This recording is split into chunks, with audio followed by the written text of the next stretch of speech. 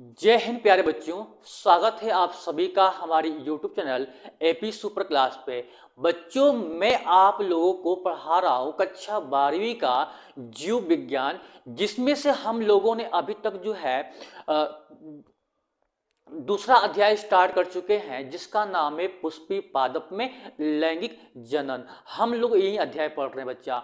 इनमें से हम लोगों ने केवल जो है अभी तक जो है हमने 5 लेक्चर पूरा कर चुके हैं, और ये जो लेक्चर होने वाला है 6वां होने वाला है। और 6वें लेक्चर में हम लोग को पढ़ना है, जैसे लिखा गया है, हम लोग आज के डेट में पढ़ेंगे बीजांड के बारे में पढ़ना है। किसके बारे में पढ़ना बच्चा? बीजांड के बारे में पढ़ना है। और बीजांड को बीजांड का दूसरा नाम होता है गुरु बीजाणुपर्ण, जैसे आप इस यहाँ पे बोर्ड पे देख सकते हैं।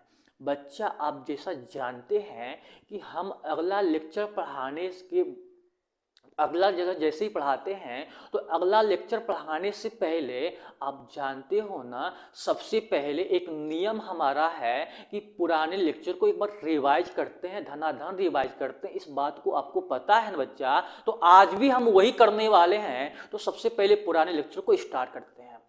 बच्चों, जो है हम लोगों ने कल के डेट में पढ़ा था बिंदास तरीके से। बच्चा, हम लोग पढ़े थे स्त्री केसर के बारे में पढ़ा था। किसके बारे में पढ़ा था? स्त्री केसर के बारे में पढ़ा था। स्त्री केसर को हम लोग अंडप भी बोलते थे। हमने बताया था कि स्त्री केसर जो होता है, एक वर्तिकाग्र, एक वर्तिका और एक अंडाशय से मिलकर बना होता है आपका स्त्री केसर। यदि किसी पुष्प, मान लो कि ये पुष्प था, है ना, ये पुष्प था ये, और ये पुष्प का वर्तिकाग्र, ये था वर्तिकाग्र, और ये था वर्तिका, और ये था बच्चा आपका अंडाशय। अंडाशय, इन तीनों को मिला के बच्चा बोला गया था स्त्री केसर। क्या बोला गया था? स्त्री केसर बोला जाता। और स्त्री केसर का जब समूह पाया जाता है बच्चा, तो उसे बोला जाता है जयांग। क्या बोलते हैं? जयांग बोला जाता है। और ये जो होता है एक मादा जनन अंग होता है। ये मैं कल के डेट में अच्छे से बताया था। फिर मैंने इसको परिभाषित किया था, फिर मैंने वर्तिकाग्र को भी परिभाषित किया था, और फिर अंडाशय को भी परिभाषित किया था। और फिर मैंने बताया था बच्चा कि जो ये स्त्री केसर जो होता है, क्या किसी पुष्प में एक पाया जाता है का? ना ही बच्चा, किसी पुष्प में एक भी पाया जाता है, और किसी पुष्प में एक से ज्यादा भी पाया जाता है। तो मैंने बताया था कि जब किसी पुष्प में एक स्त्री केसर पाया जाता है, तो उसे बोला जाता है एकांडपी। मैंने क्या बोला कि जब किसी पुष्प में एक स्त्री केसर पाया जाता है, तो उसे बोला जाता है एकांडपी। और जब किसी पुष्प में एक से ज्यादा मात्रा में स्त्री केसर पाया जाता है, तो उसे बोला जाता है बहुअंडपी। क्या बोलते थे? बहुअंडपी। यह भी हमने काल के डेट में सीख चुका था। फिर मैंने देखा बच्चा कि जो बहुअंडपी जो होता है ना, वो दो प्रकार का होता है। एगो होता है युक्तांडपी, दूसरा होता है वियुक्तांडपी। तो हमने देखा कि युक्तांडपी का होता है, तो युक्तांडपी जो है बच्चा में बताए थे कि जब स्त्री केसर के अंडाशय आपस में जुड़ जाते हैं, यानी जब स्त्री केसर के अंडाशय आपस में जुड़ जाते हैं, आपस में मिल जाते हैं, तो उसे बोला गया था बच्चा युक्तांडपी बोला गया था। आपको याद होएगा, उदाहरण याद होएगा बच्चा ना, उदाहरण याद अगर है आज के लेक्चर में, अगर आज के डेट में उदाहरण याद है तो जल्दी से उस उदाहरण को कमेंट करिए कि युक्तांडपी का उदाहरण क्या था। अब मैं बता रहा हूं कि युक्तांडपी का उदाहरण क्या था। तो युक्तांडपी का उदाहरण था बच्चा पेपावर और गुड़हल। ये दो जो उदाहरण थे किसके थे? युक्तांडपी थे। ठीक है, फिर मैंने बताया वियुक्तांडपी का होता है तो जब स्त्री केसरवा के अंडाशय, जब स्त्री केसर के अंडाशय आपस में जुड़े नहीं होते हैं अर्थात अलग अलग होते हैं तो उसे बोला गया था वियुक्तांडपी बोला गया था। कहा बोला गया था बच्चा? वियुक्तांडपी बोला गया था। और इसका उदाहरण याद है बच्चा? माई, माई था ना ही बच्चा, माई चेलिया था। इसका उदाहरण था क्या? माई चेलिया था। कहो सर माइचेलिया का होता है? तो बच्चा माइचेलिया एक प्लांट्स होते हैं, एक माइचेलिया एक पुष्प होता है जिसमें आपको जो स्त्री केसर के अंडाशय जो है बच्चा वो युक्तांडपी यानी आपस में जुड़े नहीं होते हैं, आपस में जुड़े नहीं होते, अलग अलग होते हैं, जिससे हम लोग बोलते हैं वियुक्तांडपी बोलते हैं। फिर हमने देखा इसके बाद जो बच्चा हमने देखा था इस अंडाशय के अंदर जो है ना, इस अंडाशय के अंदर एक संरचना पाई जाती है जिसका नाम था बीजांड, जिसका नाम था बीजांड था। और जब इस बीजांड को बाहर निकाला बच्चा तो आपको याद है ना, उस बीजांड को जब बाहर निकाला गया था तो कुछ इस प्रकार से संरचना हमने कल बना करके बतलाए थे। बनाए थे बच्चा कि नहीं बनाए थे? याद करो बनाया था या नहीं बनाया था? तो कहोगे यस सर आप तो बनाए थे। तो ये था बच्चा आपका, ये था आपका बीजांड। क्या है? बीजांड था। ध्यान से समझने की कोशिश करिएगा, ये था बीजांड। जल्दी से हम रिवाइज कर रहे हैं, कल का ही लेक्चर रिवाइज कर रहे हैं। ठीक है, तो इस भाग को बोला गया बच्चा, इस भाग को बोला गया था, याद करो इस भाग को बोला गया था बीजांड, बीजांड वृंत बोले थे, है ना, इसको बोला गया था बीजांड वृंत। और इस भाग पे देख रहे हो ना, इस भाग पे ये लेयर, दो लेयर नहीं मिल रही है, इस भाग को बोला गया था बीजांड, बीजांड द्वार बोला गया था। क्या बोला गया था? बीजांड द्वार बोला जाता है इस भाग को। ये भी मैंने कल के डेट में बताया था। फिर मैंने बताया था कि जो दो आवरण मिल रहे हैं, ये दो गो जो आवरण है बच्चा, इन दोनों आवरण को बोला जाता है, इन दोनों आवरण को बोला जाता है अध्यावरण बोला जाता है। यह भी मैंने कल बताया था। याद होएगा बच्चा ना, हर एक लेक्चर को याद रखते जाइए। इसको बोला गया था, दो आवरण को बोला गया था क्या? अध्यावरण। और इस भाग पे देख मैं बताया था, इस वाले भाग पे बच्चा, इस वाले भाग जो है, ये भाग जो है पूरा, ये भाग जो है, ये भाग जो है, इस भाग पे बीजांड वृंत, ये है बीजांड वृंत। और ये पूरा भाग है बीजांड का शरीर, बीजांड का शरीर, ये पूरा भाग है बीजांड का शरीर। तो ये बीजांड का जो शरीर है और ये बीजांड वृंत है, इस भाग पे जुड़ रहे थे। तो जिस भाग पे जुड़ रहे थे बच्चा उसे बोला गया था नाभिका। क्या बोला गया था? बोला था नाभिका बोला गया था। और फिर मैंने बताया था कि बीजांड द्वार के विपरीत वाले भाग को, यानी इस वाले भाग को बोला गया था निभाग। क्या बोले थे? निभाग बोले थे, याद है ना। और फिर इस भाग को, जो ये अंदर वाला भाग है, ये पूरा भाग, ये पूरा भाग जो है, ये पूरा जो भाग है, इसे बोला जाता है बच्चा, इसे बोला जाता है बीजांड, बीजांड काय। क्या बोलते थे? बीजांड काय। इतनी बातें तो मैं कल के डेट में हमने बता चुका था। और इसी के बाद जो हम आगे की बातें कंटिन्यू करने वाले हैं, ध्यान से समझने का कोशिश करिएगा। अब इस बीजांड काय के अंदरवा जो है ना बच्चा, बहुत सारी कोशिकाएं पाई जाती है। मैंने क्या बोला, बीजांड काय के अंदर बच्चा बहुत सारी कोशिकाएं पाई जाती है। ठीक है, बहुत सारी कोशिकाओं का समूह पाया जाता है, जिसे हम लोग देख सकते हो ये बहुत सारी कोशिका है। और इन कोशिका को बोला जाता है बच्चा, इन कोशिका जो कोशिका है ना, जो बीजांड काय के जो अंदर जो कोशिका है, इस कोशिका को बोला जाता है, मैं यहाँ लिख देता हूँ। ठीक है, यहाँ लिख देता हूँ मैं इसको बोला जाता है गुरु बीजाणु मातृ कोशिका। सिंपल सी बात नहीं समझ आई कि नहीं? इस कोशिका को बोला जाता है गुरु बीजाणु मातृ कोशिका। अब बच्चा जो है, हम यहाँ से आप जो है आगे की बातें हम बताना प्रारंभ कर रहे हैं। ये जो कोशिका होती है बच्चों, ये कोशिका जो होती है, इस कोशिका को बोला जाता है गुरु बीजाणु मातृ कोशिका। ठीक है,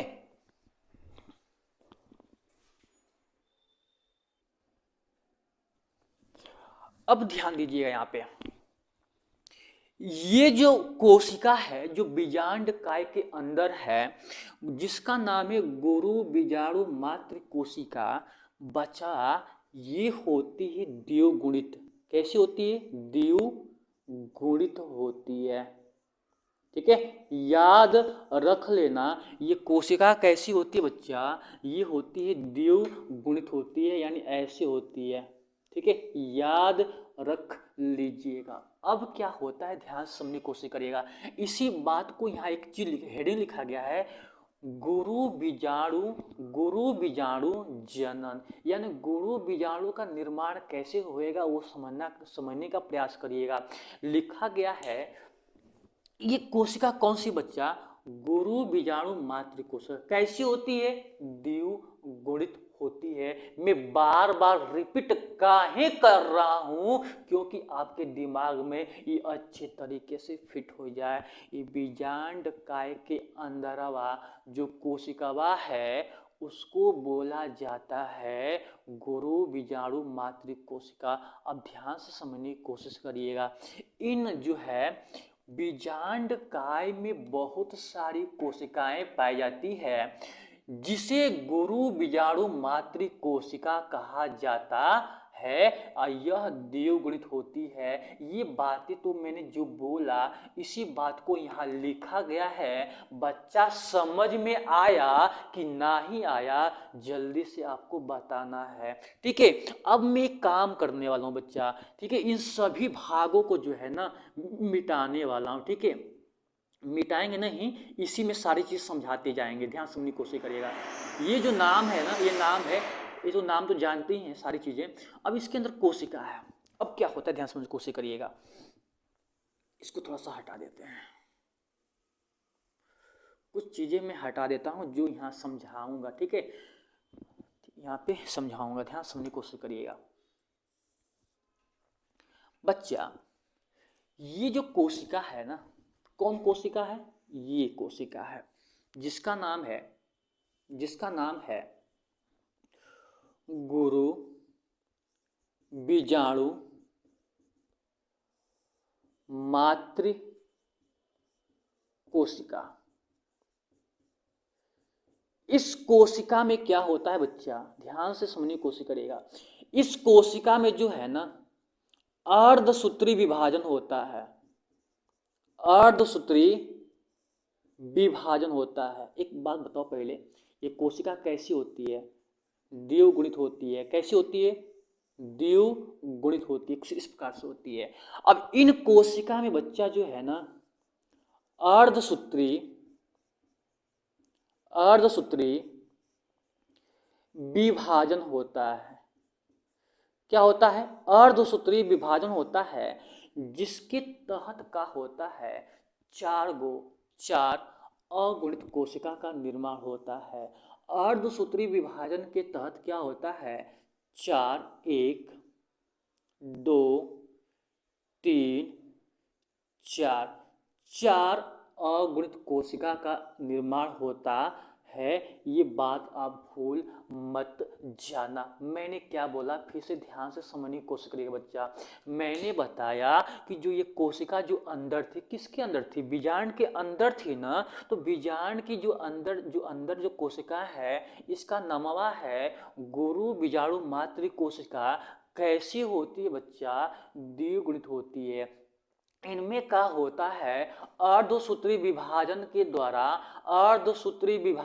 द्वारा इससे चार कोशिका बनती है, चार अगुणित कोशिका का निर्माण होता है, जिसे हम लोग बोलते हैं गुरु बीजाणु बोलते हैं। क्या बोलते हैं इसे बोला जाता है बच्चा गुरु बीजाणु। यानी जैसे ही यहाँ से हमारा जो है चार कोशिका बन जाती है, तो प्रत्येक कोशिका को बोला जाता है गुरु बीजाणु, और गुरु बीजाणु बनने की प्रक्रिया को बोला जाता है गुरु बीजाणु जनन। आई होप इस जनन का मीनिंग समझ में आया। जनन एक ऐसी प्रक्रिया है जिसके तहत किसका निर्माण होएगा, गुरु बीजाणु का निर्माण होएगा। गुरु बीजाणु का निर्माण कैसे हुआ बच्चा, आप यहाँ से देख सकते हो। सिंपल सी बातें हैं बच्चा, आप समझ जाओ ना। मैं फिर बोलूँगा फिर से बोलूँगा, ध्यान समझने की कोशिश करेगा। मैंने ये बताया कि जो इसके अंदर हवा, किसके अंदर हवा, जो बीजांड काय के अंदर हवा जो कोशिका थी, उसका नाम क्या था बताओगे, गुरु बीजाणु मातृ कोशिका। कैसी होती है बच्चा, द्विगुणित होती है। इन कोशिका में क्या हुआ, अर्धसूत्री विभाजन के द्वारा चार अगुणित कोशिका का निर्माण हो गया। और जब चार अगुणित कोशिका का निर्माण हो गया बच्चा, तो उसे बोला जाता है गुरु बीजाणु, और इस गुरु बीजाणु बनने की प्रक्रिया को बोला जाता है गुरु बीजाणु जनन बोला जाता है। आई होप इतनी सी बातें जो है आपको समझ में आ गई होगी। अब देखो बच्चा, ऐसे बहुत सारे होंगे, मैं एक बना रहा हूं, ठीक है। मान लो कि ये कोशिका है, एक ऐसी, एक ऐसी, एक ऐसी, इसके अंदर कोशिका का निर्माण हो गया। ऐसे में एक बना रहा हूँ, ऐसे बहुत सारे होंगे। यानी एक गुरु बीजाणु मातृ कोशिका ने ऐसे चार बनाया, और चार बनाया बच्चा, तो इसमें यही वाला भाग इसी के अंदर तो बनेगा ना। समझ रहे हैं ना बच्चा, ठीक है। सोचिए अब ध्यान, इसको बोला जाता है क्या, इसको बोला जाता है गुरु, इसको बोला जाता है गुरु बीजाणु। क्या बोलते हैं इसको, गुरु बीजाणु। याद रख लीजिएगा, ये जो अंदर की जो तीन कोशिकाएं होती है, ये अंदर की जो तीन कोशिकाएं होती है ना, ये नष्ट हो जाती है, नष्ट हो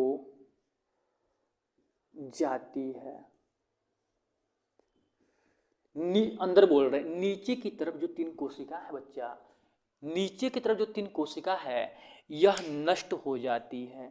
और ये कोशिका जो होती है ना, ये वाली जो कोशिका जो मैं हरा समझ दिया, ये जो कोशिका होती है, ये आकार में थोड़ा सा वृद्धि कर लेती है। क्या कर लेती है, वृद्धि कर लेती है, ठीक है। अब नष्ट ये कोशिका हो गई थी, तो नष्ट होने के बाद क्या हुआ, इनका जो पोषणीय पदार्थ था, इस ऊपर वाली कोशिका ने ग्रहण करके आकार में वृद्धि हो गया। कैसे हो गया, आकार में वृद्धि हो गया। तो इसको मैं ऐसे बना रहा हूँ, फिर हटा देता हूँ, ठीक है। एक मिनट जाओ। जब आकार में वृद्धि कर लिया, तो इसको बोला गया क्रियाशील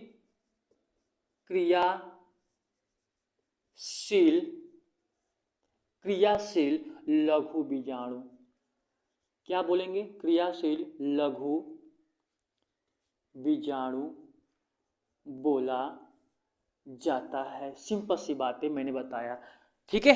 अब इसी चीज को जो है बच्चा यहां लिखा गया है, गुरु बीजाणु मातृ कोशिका जो होती है, गुरु बीजाणु मातृ कोशिका में अर्धसूत्री विभाजन से चार अगुणित कोशिका का निर्माण होता है। जैसे देख सकते हो, 1 2 3 4 अगुणित कोशिका का निर्माण होता है, और होता है जिसे क्या बोलते हैं, गुरु बीजाणु कहते हैं। क्या बोलते हैं, गुरु बीजाणु कहते हैं। इन चारों को बोला जाता है गुरु बीजाणु। अब क्या होता है बच्चा कि, और इस प्रक्रिया को ही क्या बोलते हैं, गुरु बीजाणु जनन। सिंपल समझ आ गया होगा। अब अंदर वाली कोशिका आकार में वृद्धि कर लेती है। कौन अंदर वाली बच्चा? ये अंदर वाली, ये अंदर की तरफ तो है, ये अंदर की तरफ ही तो है। तो अंदर वाली कोशिका क्या करती है? आकार में बड़ी हो जाती है, जिसे क्रियाशील बीजाणु कहा जाता है। और जो अगुणित होती है, कैसे होती है? अगुणित। यहाँ देख सकते हो ये 2n है, ये n है, तो कैसी है बच्चा? अगुणित है। इसी बात को लिखा गया है, जो अगुणित होती है। और नीचे की 3 कोशिका धीरे धीरे क्या हो जाती है? नष्ट हो जाती है। तो ये धीरे धीरे क्या होती है बच्चा? नष्ट हो जाती है 3 कोशिका। अब बच गया कौन बच्चा इसके अंदर कोशिका? बताओ, सिंपल सा बात बता दो बच्चा, इसके अंदर कौन कोशिका बच गई? आपको सर क्रियाशील बीजाणु बच चुका है। अब मैं इस सभी चीज को हटा रहा हूँ, फिर से समझा रहा हूँ मैं, क्योंकि बहुत सारे बच्चों को ये टॉपिक जो है ना समझ में नहीं आता है। ठीक है, ध्यान से मैं फिर से समझाऊंगा। ठीक है, ये टॉपिक जो है, ये जो मैं लिखा हूँ, क्या ये बच्चा आपको समझ में आया कि नहीं आया? ध्यान से समझने की कोशिश करिएगा बच्चा। ये था आपका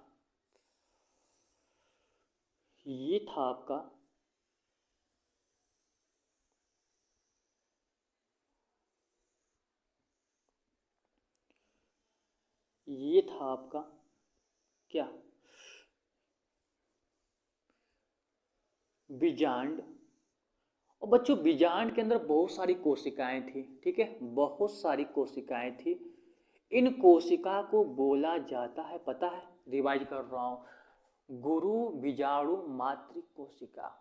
जो कैसी होती है बच्चा? द्विगुणित होती है। और फिर ऐसे कुछ इस प्रकार से 2n ऐसे होती है। इनमें क्या हुआ?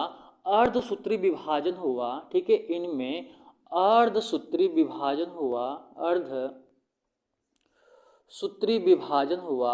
और विभाजन होने से बच्चा 4 अगुणित कोशिका का निर्माण हो गया, जिसे हम लोग बोल रहे हैं अब गुरु बीजाणु बोला जाता है। फिर से मैंने ये बताया कि जो नीचे की तरफ जो 3 कोशिकाएं होती है बच्चा, ये धीरे धीरे नष्ट हो जाती है। और जब नष्ट हो जाती है तो इनका पोषणीय पदार्थ जो है वो अंदर वाली कोशिका ने ग्रहण कर लेती है। और जब अंदर वाली कोशिका ने ग्रहण करके बच्चा, अंदर वाली कोशिका ने पोषणीय पदार्थ ग्रहण करने के बाद जो है, यह जो है आकार में थोड़ा सा वृद्धि हो जाती है, आकार में थोड़ा क्या हो जाती है? बड़ी हो जाती है। जो जिसे बोला जाता है क्रियाशील, जिसे बोला जाता है क्रियाशील, ही लिखते हैं क्रियाशील, क्रियाशील गुरु बीजाणु, क्रियाशील गुरु बीजाणु बोला जाता है। आपको सिंपल सा समझ में आया होगा। कहोगे सर एक बना रहे एक ही होएगा का? नहीं बच्चा, बहुत सारे होंगे। ठीक है, मैं एक बना रहा हूँ समझाने के लिए। तो ये है क्रियाशील गुरु बीजाणु। अब क्या होता है, ध्यान से समझने की कोशिश करिएगा, इस भाग पे समझने की कोशिश करिएगा। क्रियाशील गुरु बीजाणु में क्या होता है? एक बच्चे एक बात बताऊं मैं, अगर इस फिगर को हटा के समझाऊं तो ठीक है। अच्छा, इसी को हटा देते हैं, ठीक है, इसी को हटा देते हैं, इस सारी चीजें हटा देते हैं। जो इसको तो समझ ही गए होंगे, है ना? ध्यान से समझने की कोशिश करिएगा। बच्चा एक विभाजन प्रक्रिया में बता चुका था, एक दिन बताया था मैंने कि विभाजन जब मान लो कि ये कोशिका है और ये केंद्रक है, जब भी विभाजन होता है तो सबसे पहले केंद्रक विभाजन होता है। किसका विभाजन होता है? केंद्रक का विभाजन होता है, जिससे 1 से 2 केंद्रक बनते हैं। क्या बनते हैं? 1 से 2 केंद्रक बनते हैं। फिर केंद्रक का विभाजन होने के बाद जो बच्चा कोशिका विभाजन होता है, मैंने एक बार और बता चुका हूँ, ये दूसरी बार बता रहा हूँ बच्चा। ठीक है, तो केंद्र का विभाजन होने के बाद कोशिका का भी विभाजन हो जाता है। जैसे यहाँ पे 2 कोशिका ये अलग हो जाएगी और ये कोशिका क्या हो जाएगी? अलग हो जाती है, कोशिका का विभाजन हो जाता है। तो ये प्रक्रिया जो है हमने पहले से ही बता चुका हूँ बच्चा। ध्यान से समझने की कोशिश करिएगा मैं क्या बताने वाला हूँ। ठीक है, ध्यान से समझने की कोशिश करिएगा। ये बात समझ में आ गई होगी, जिसको यहाँ तक जो है ध्यान समझ आ जाएगी। अब बच्चा मैं बनाने वाला हूँ यहाँ पे, ये कोशिका जो है, ये जो कोशिका है यहाँ पे,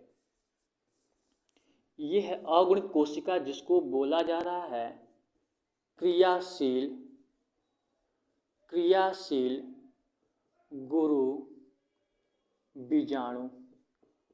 क्या बोला जा रहा है? क्रियाशील गुरु बीजाणु।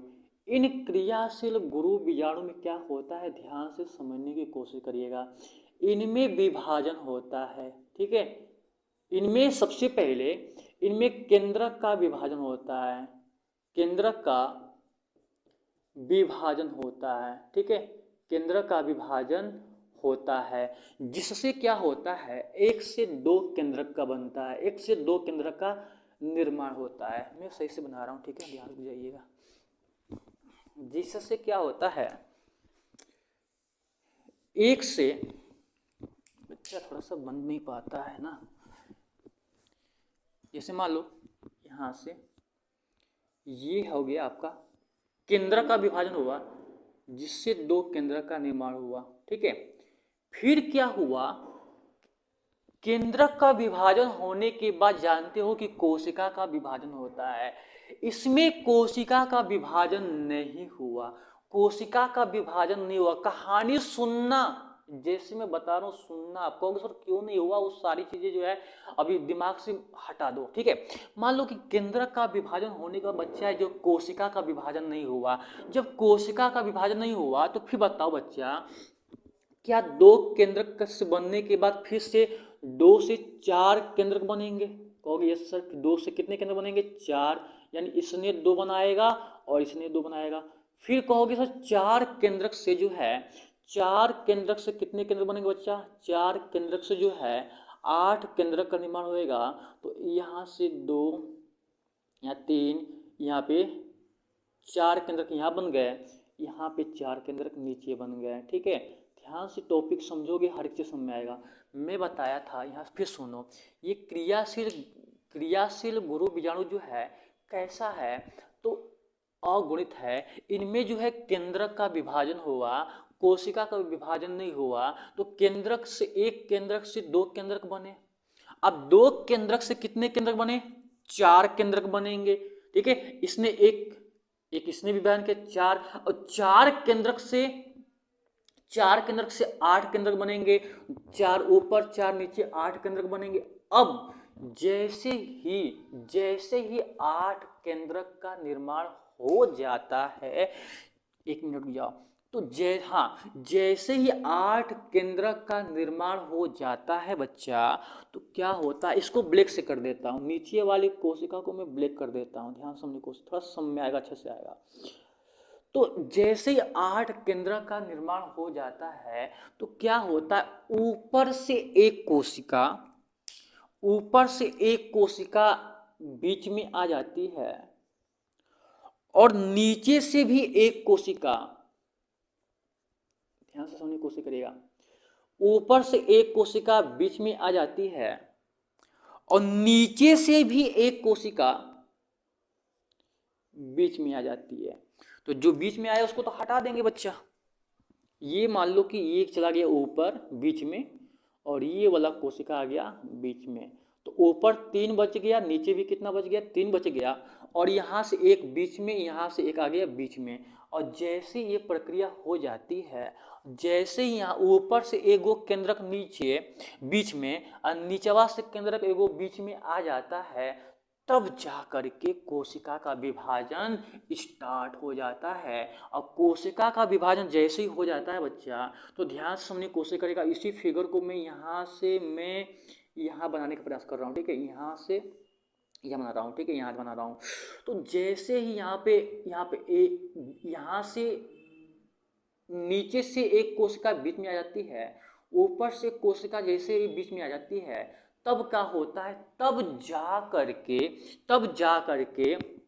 बच्चा बनता है आपका विभाजन होता है कोशिका का। किसका विभाजन होता है? कोशिका का विभाजन होता है। तो ध्यान से समझने की कोशिश करिएगा। ये है ऊपर की 3 कोशिकाएं, ये केंद्रक, ये है केंद्रक, ये है केंद्रक। जब कोशिका का विभाजन होएगा, तो यहाँ पे ये केंद्रक अलग हो जाएगा, ये वाला अलग, और ये वाला अलग हो जाएगा, ठीक है, सिंपल सा।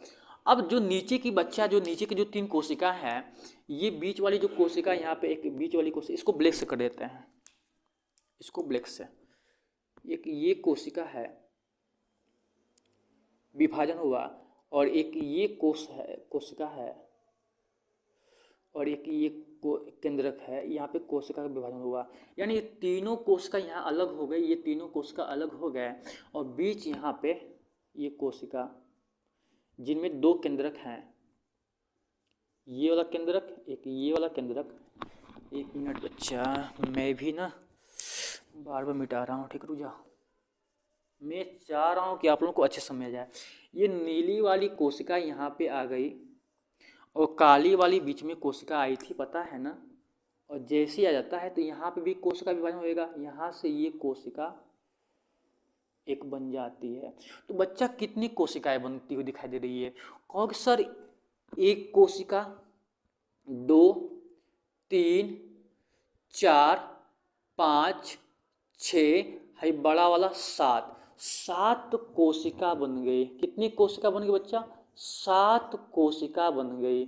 और केंद्र कितने बचा? केंद्र गिनना, 1, 2, 3, 4, 5, 6, 7, 8। 7 कोशिका बनी और 8 केंद्रक बने। कितने बने? 8 केंद्रक बने। तो 7, जैसे ही 7 कोशिकीय, जैसे ही 7 कोशिका और 8 केंद्रक का निर्माण हो जाता है, 7 कोशिका और 8 केंद्रक का जैसे ही निर्माण हो जाता है बच्चा, तो इसे बोला जाता है भ्रूण कोश। क्या बोलते हैं?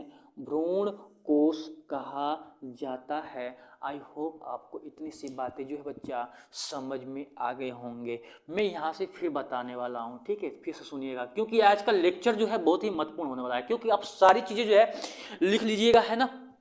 मैंने बताया कि सभी हटा देते हैं, सबको हटा के एक बार समझाते हैं, क्योंकि चीजें बच्चा जो है ना, आज का लेक्चर छोटा तो है, लेकिन छोटे में मैं बहुत बार रिपीट कर दूंगा ना, कि आपके दिमाग में ना हर एक चीज बैठ जाएंगे अच्छे तरीके से। ध्यान से समझने की कोशिश करेगा, फिर समझाने का प्रयास कर रहा हूं, ध्यान दीजिएगा। बच्चा मैं बताया कि ये है आपका बीजांड,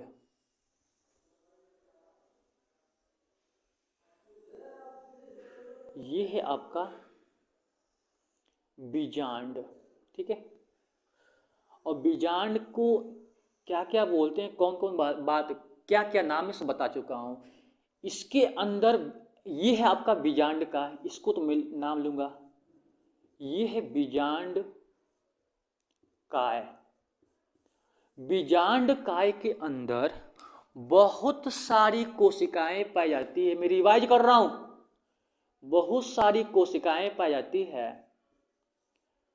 जिससे बोला जाता है बच्चा, इन कोशिकाओं को, बच्चा इन कोशिकाओं को बोला जाता है, बहुत सारी कोशिकाएं पाई जाती है, इन कोशिकाओं को बोला जाता है, इन कोशिकाओं को याद रख लीजिएगा, गुरु बीजाणु मातृ कोशिका, गुरु बीजाणु मातृ कोशिका बोला जाता है, ये बता दिया मैंने। और ये जो कोशिका होती है द्विगुणित होती है। कैसी होती है? द्विगुणित होती है। कैसी होती है? द्विगुणित होती है। थोड़ा ध्यान से समझने की कोशिश करिए। यहाँ पे ये कोशिका, मान लो बच्चा ये कोशिका है जो द्विगुणित है, इनमें क्या होता है? इनमें सबसे पहले जो है विभाजन होता है अर्धसूत्री। क्या होता है इनमें? अर्धसूत्री विभाजन होता है, अर्धसूत्री विभाजन होता है, जिसके फलस्वरूप क्या होती है? 4 कोशिका का निर्माण होता है। 1, 2, 3, 4। 1 मिनट बच्चा। 4 कोशिका का निर्माण होता है। 1 2 3 4 कोशिका का निर्माण होता है। फिर क्या होता है, ये चारों जो कोशिका होती है अगुणित होती है, तो 4 अगुणित गुणित जो है क्या बन जाता है, गुरु बीजाणु, गुरु बीजाणु बन जाता है। ये सिंपल सी बातें हैं और इस प्रक्रिया को ही बोला जाता है गुरु बीजाणु जनन। आपको बता दिया गया था, ठीक है। अब देखना बच्चा क्या होने वाला है, ठीक है। इनमें से जो नीचे की जो 3 कोशिका होती है, ये जो 3 कोशिका होती है जो नीचे की तरफ होती है, यह धीरे धीरे नष्ट हो जाती है। ये नीचे की जो कोशिका होती है धीरे धीरे नष्ट हो जाती है, और जब नष्ट हो जाता है तो इनका पोषणीय पदार्थ जो है ना, इनका पोषणीय पदार्थ जो है ये ऊपर वाली यानी अंदर वाली कोशिका ग्रहण करके आकार में क्या हो जाती है, आकार में वृद्धि कर लेती है। और जब आकार में बच्चा ये वृद्धि हो जाती है तो इसे बोला जाता है क्रियाशील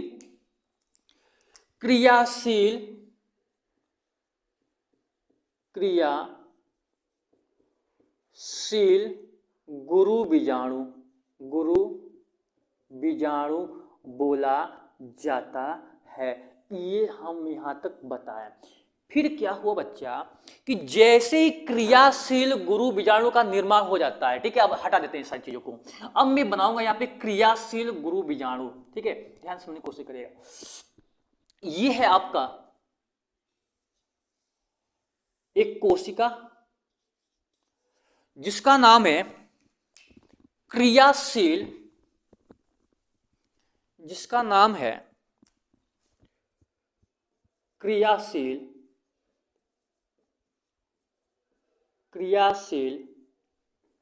गुरु बीजाणु।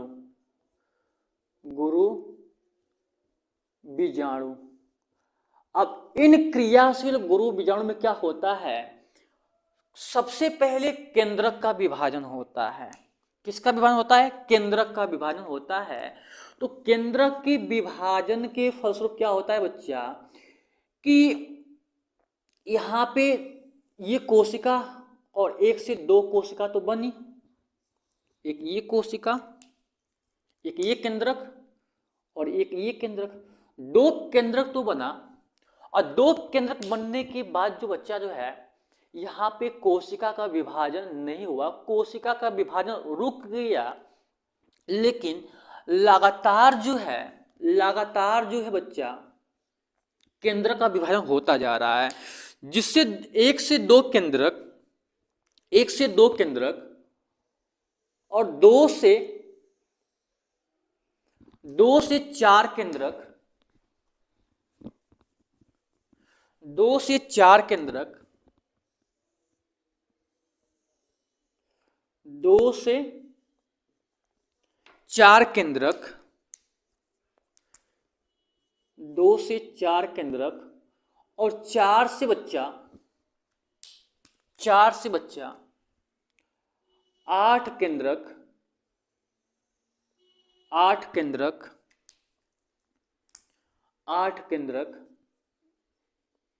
4 से 8 केंद्रक, 4 से 8 केंद्रक का निर्माण हो जाता है। फिर मैंने बताया कि जो यहाँ से लेकर फिर आगे मैंने यहाँ बातें बताया, मैंने ये बताया कि जो ऊपर का जो कोशिका है, जो ऊपर वाली जो कोशिका है, ये जो है बीच में आ जाती है। यहाँ से ऊपर से एक कोशिका बीच में आ जाती है और नीचे से एक कोशिका जो है, नीचे से भी कोशिका, ये वाली जो कोशिका है बच्चा, यह भी आकर के यहाँ बीच में आ जाती है। और जैसे ये कोशिका बीच में आ जाती है तब जाकर के कोशिका का विभाजन प्रारंभ हो जाता है, जिससे कुछ इस प्रकार से कोशिकाएं बन जाती है। देखो यहाँ पे जिससे कुछ इस प्रकार से कोशिकाएं बन जाती है। ये रहा आपका कोशिका, जिसके ऊपर ये ऊपर 3 कोशिका और बीच में 2 कोशिका, एक ऊपर से आई थी और एक नीचे से आई थी बच्चा। और नीचे की 3 कोशिका 1 2 और 3।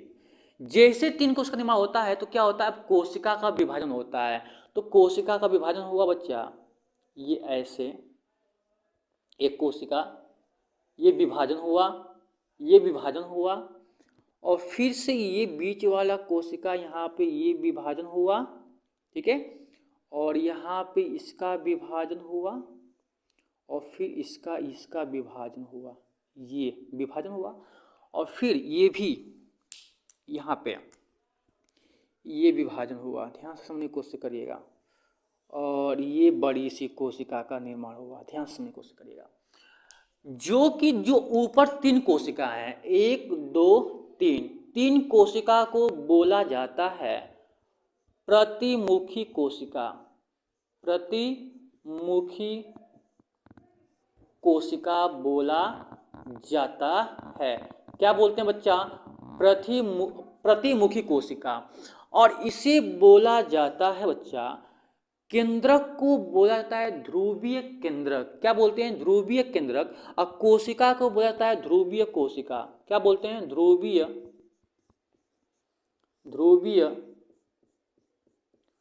कोशिका, ध्रुवीय कोशिका। अब जो है बच्चा, ये वाला भाग जो है यहाँ पे, इसे बोला ध्रुवीय कोशिका। अब जो है ये कोशिका जो बीच वाली दिखाई दे रही है ना, यहाँ पे 1 मिनट, जो ये बीच वाली जो कोशिका है बच्चा, ये बीच वाली जो कोशिका है, इसे बोला जाता है अंड कोशिका। क्या बोलते हैं, अंड कोशिका। अंड कोशिका बोला जाता है। और फिर जो है ये जो 2 किनारे की तरफ जो दिखाई दे रही होगी आपको, एक ये किनारे की तरफ और एक ये किनारे की तरफ, इन कोशिका को बोला जाता है सहायक कोशिका। क्या बोलते हैं, सहायक कोशिका बोला जाता है। ये बातें जो है आपको इस स्ट्रक्चर में यहाँ पे जो बनाया गया है, और पूरा मिल के ये फिगर जो है ना, पूरा मिल के फिगर बच्चा कहलाता है। ध्यान दो यहाँ पे, इस सारा को क्या क्या बोला जाता है, किनको क्या बोला जाता है, सारी चीजें मैंने लिख दिया यहाँ पे। कितनी कोशिकाएं हो रही है, कितने केंद्रक बने, 1 2 3 4 5 6 7 8, 8 केंद्रक है बच्चा। क्या बोलते हैं, 8 केंद्रक है। क्या है, 8 केंद्रक है। ध्यान देना, 8 केंद्रक है। और कितनी कोशिका है बच्चा, तो गिनो, ये पहली कोशिका, ये दूसरी, ये तीसरी, है ना, ये चौथी, ये 5वीं, ये 6वीं, और ये बड़ा वाला 7वीं कोशिका। ये 7 कोशिका, 7 कोशिका है। और कितने केंद्रक हैं, 8 केंद्रक हैं। तो जैसे ही 7 कोशिका, जैसे ही 7 कोशिका और 8 केंद्रक का निर्माण हो जाता है, तो इस संरचना को बोला जाता है बच्चा, इस संरचना को बोला जाता है भ्रूण कोश। भूल मत जाना बुढ़ापे तक। ये थी पूरी कहानी बच्चा मेरे जुबानी।